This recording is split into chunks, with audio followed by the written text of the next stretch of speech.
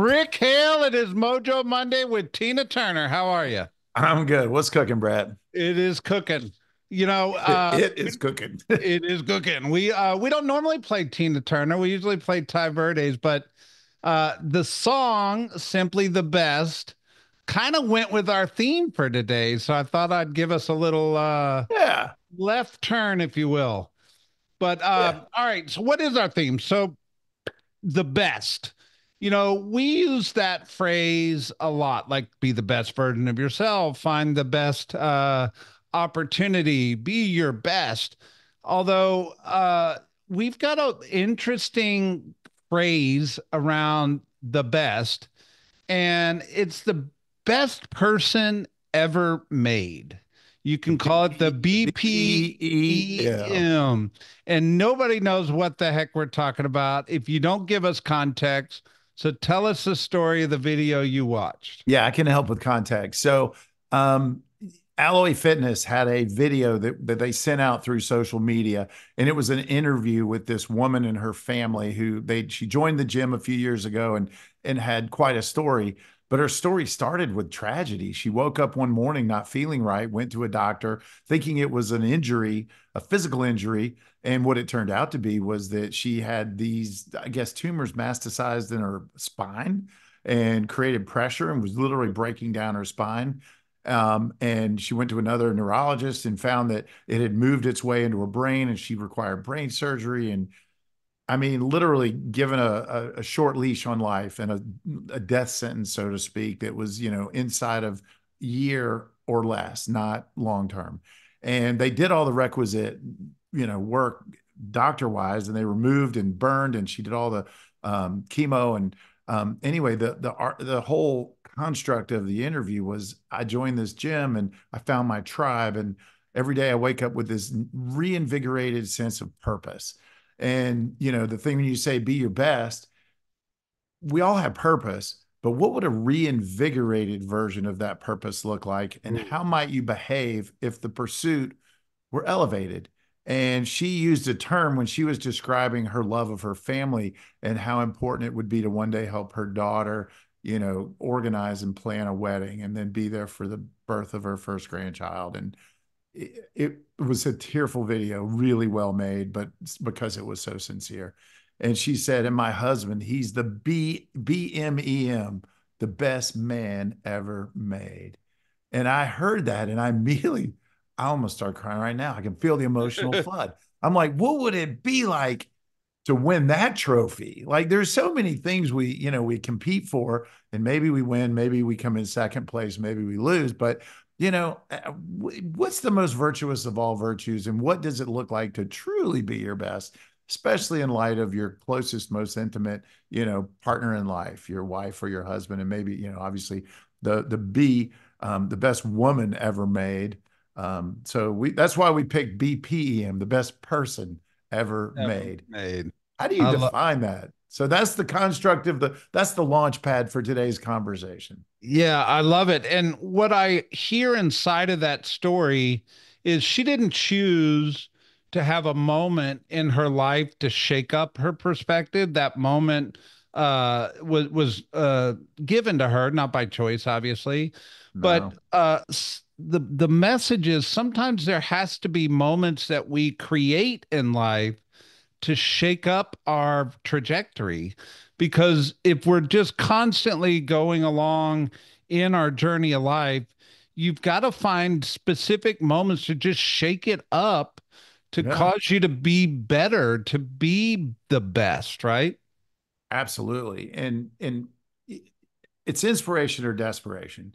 Those are the Right. two those are the two reasons people change. And I say change, I mean evolve, or in evolution or revolution. Revolution becomes desperation, but the source is there was actually a quote I read not long ago that said motivation is paramount to anything new, different, or challenging.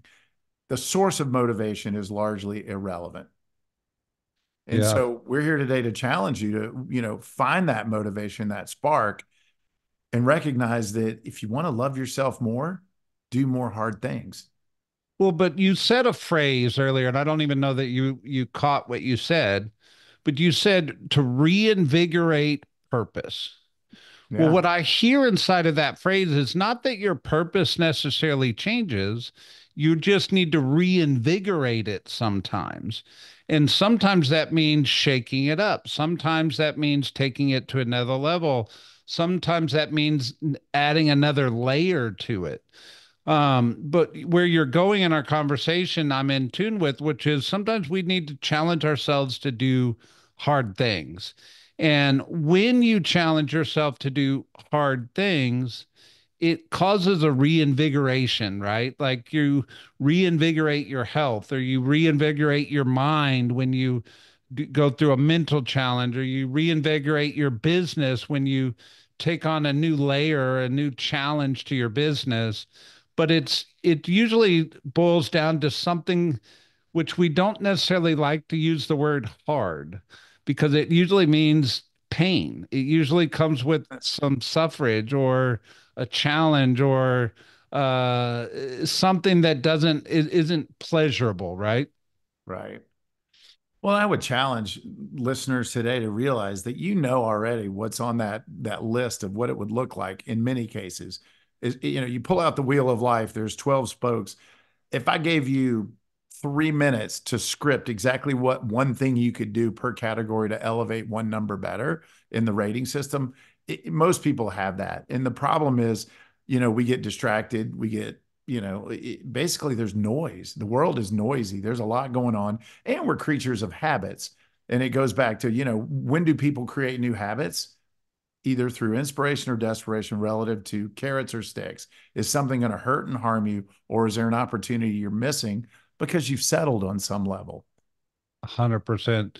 So let's get prescriptive for a minute. So let's say you want to reinvigorate your business or you want to reinvigorate your health. Um, you've got to define what is hard. And hard usually means something out of the norm. It means something that is a little bit out of grasp, but achievable, or something that's going to take a pursuit, right? And, I think about in 2023, I set out of the goal to climb the equivalent of Mount Everest, and I tracked my elevation game, and it reinvigorated my health journey. And I've been on a 2-year health journey, Rick, and it was really hard. Mm. And it was inconvenient and uncomfortable, but it actually gave me passion and it gave me something to be proud about. And it reinvigorated my health journey because I took on that hard challenge. And I'm really proud. And I've probably told 100 people about that challenge because Right. it was really hard and I'm proud of it, right? Yeah. And I stand here today, probably almost 2 years into this reinvigoration, which started with that, probably 40 pounds lighter than I was before I started it. Yeah. And I'm still on the journey. I am in pursuit of a reinvigorated health persona on inside of my body, but it started with a hard challenge is what I pursued. Maybe give me an example of somehow that reinvigorated in your life. And I will. And, I'm going to play the same card on you that you did on me. I heard something in there where you said I shared that with people and you were part of a tribe and an initiative that were Yeah. all on that same mission. And that's energizing and that's motivating. And there was accountability. All of those things are typically required for you to elevate and climb to the next plateau. And that your Mount Everest, which figuratively and Yeah. literally, I think it was 29,029. What's the number? 29,032 feet. There you go. I saw a guy with Yeah. that hat recently and I didn't know what it meant. He shared with me. I'm like, that is so cool. And Yeah. I didn't connect the dots that you did that at the time, but your tribe says everything about your capacity to do anything. I hope you heard that. Your tribe literally will dictate your capacity to do just about anything because people rarely win big on their own. And it's Yeah. too easy to default on yourself and to quit. And I did a sprint triathlon, not quite what you did, but it required a quarter-mile swim and it required a 12-mile bike ride and then a 5K. And so I did all that successively. And I didn't train very well. I committed to it, but I'm telling you, day of the show, The only reason I showed up is that my best friend challenged me. I accepted the challenge.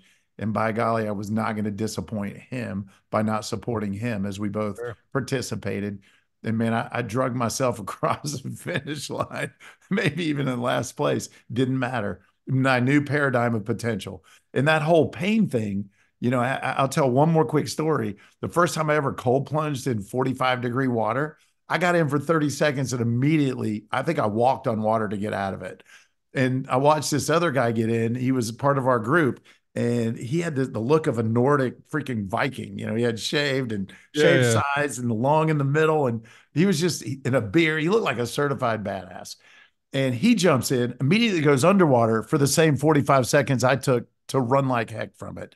He pops up and just goes, whoa. And it was like a movie scene in slow motion. I'm like, you bastard, you're killing me. I look over like, how do you do that? He goes, it's not so bad. Get back in now. And I'm like, okay, I'm getting back in. And I admit it was painful, but he reframed. So some of this requires reframing about Yeah. who you are, what you can and can't do. I get in, same 30 seconds. I'm ready to I really want to get out. I feel some significant pain. He goes, where do you feel it? I said, my knees, my ankles, my elbows.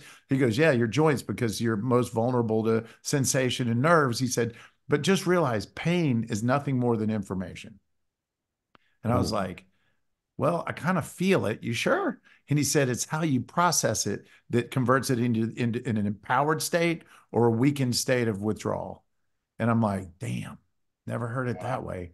And so now when I feel pain, I hear his voice in my head, the Viking himself. Pain is just information and it's temporary. The glory lasts forever. Wow. Uh, this concept of tribe. I'm just hearing this. He was part of your tribe that day, and he's still part of your tribe. His voice is in your head, right? Carry it around. But I had a conversation today with an agent, and she was concerned about somebody else in her office. And she said, I'm just concerned because the people around her are not good influences on where she's trying to go in her life. And I feel like they're going to pull her down instead of lift her up. And how important is the people around us? We underestimate. Yeah, But we should be purposeful around being really purposeful around creating the tribe around us that causes us to find our best. And that's how you actually become the best person ever made. And you that's don't it. do it alone. You don't. And it's one step at a time, one category in life at a time. I don't think you can, I don't think you win the trophy as a collective. Maybe on your final day and your final breath, someone you love might whisper in your ear, and that would be just magical. But I think it's small steps successively taken categorically and purposefully. And so that's the secret to this whole equation is to break it down into bite-sized pieces and then find role models and inspired people and invite them into your world. If Yeah. you're the average of the 3 to 5 people, you could categorically pick one person. And if that person, if you can see yourself in their eyes and in their body, all of a sudden it's that whole mind can, conceive and believe you can achieve. I mean, that's real. I think that was Jim Rohn, wasn't it? Yeah. And so there's some reality-based energy that comes from that believe moment when you see yourself in someone else, but that person has to be in your presence for you to truly absorb that energy and then act on it. Yeah. There's a layer to this that I want to make sure I mention. There's a book that I believe everybody should read, which is called Atomic Habits by James Clear. And one of the things that he talks about in that book is when you choose to do something great, or I might insert, when you choose to do something hard, that choice alone will change your habits on the day to day. Mm. And it causes us to grow. It causes us to become something better or hashtag the best, right? Because when you do something hard, when you do something challenging, when you do something big in stretch, it changes your day-to-day habits. And if you've never read that book, that's a plug. You absolutely should read that book. But Rick, I want to go somewhere real quick because we tend to always go to health examples. No. And when we say we choose something hard, I talked about me going on my Mount Everest hiking journey, and you talked about your cold plunge. What would the context of this look like in business? So obviously this is your story and not mine, but in my world, one example was, when we opened the first Keller Williams office in Atlanta, and I remember waking up terrified, most days going, I think I can do this.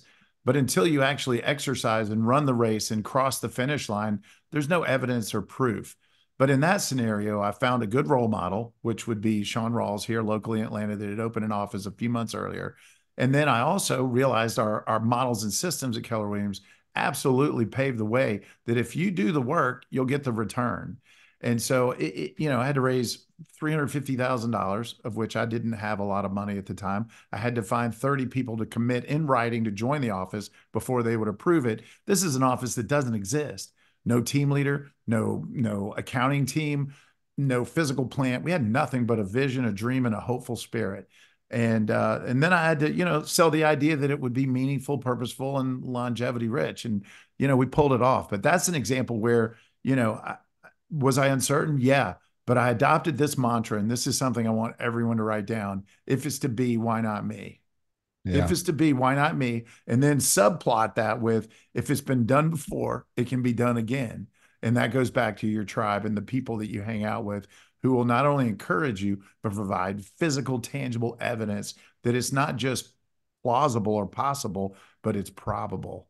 And that's a shift, again, a mental shift that comes from, again, projecting yourself into someone else. And it's like a mirror and seeing yourself back and Yeah. the possibility. Or even, so here's an example. Maybe you know that your database is your business and the number of people in it are what's going to dictate your referral and your opportunity to earn income.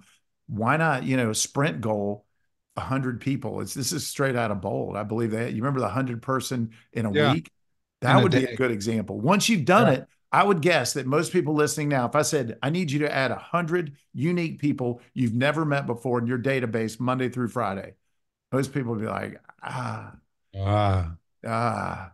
But the reality is, it's been done. They do it in Bold in every single class section. There's a week was the Bold 100. And then from there, once you've done it, that's the new paradigm. That's the new, all right, first domino. You can't get to domino two without tipping the first one when it comes to a string of dominoes. yeah. I'm thinking about a couple other examples. Like, I remember when I was 26 years old, my best friend and I bought a townhome to flip. We didn't have any money. We barely were able to do it. So we were going to do all the repairs and the work ourselves. It was an absolute disaster, Rick. Oh, no. We flipped it, and I think we made a total of $5,000, and it really was not worth the effort, yet the lesson was worth the effort.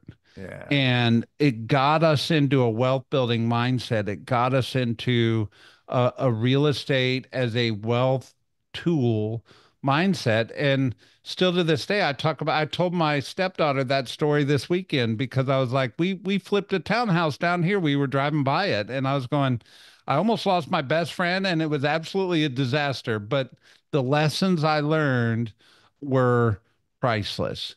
And you realize there's just those little things in life when you choose to do something hard, it moves you to a better version of yourself. And I think our challenge today, Rick, is centered really around that wheel of life. Why don't you throw our challenge out? Yeah, let's make it simple. I like simple goals and perspectives. And this is one of those moments where you need to kind of, there's a book by John Maxwell, Dr. John Maxwell, that's called Thinking for a Change. And he just says one of the missing pieces in most people's lives is taking sacred space inside of your schedule or your day plan to just sit and ponder potential. Ponder, what could be, what could exist. And by the way, you nailed it a minute ago. It's worth challenging yourself because the journey is the payoff, Yeah. not the actual destination. But if you're not on a journey that's worthy, there's an element of emptiness and unfulfilled potential. And so here's the wheel. And I would say keep it simple. One, I think it's awesome to stop for a minute when you're thinking for a change and honor yourself by writing what one thing have you done in each category. And by the way, we'll put this in the chat. You can download it. It's also at rickhale.com. You can go to my website and hit tools. The wheel is a PDF there. And put the one thing you've done in each category you're most proud of. Like, give yourself credit, man. You didn't just show up on third base. You had to pick up a bat, learn to walk, step into the batter's box and swing hard. And then, so list the one thing you've done that you're most proud of historically, give yourself the credit, and then reflect on what is that infinite potential inside your head and heart, that what one thing tips the next domino? What's the next plateau as you climb and ascend that mountain towards being the best person ever made? BPEM, Rick. BPEM. We It want you is to have it. it is Mojo Monday with a little Tina Turner. That's it. Do the work, collect the pride.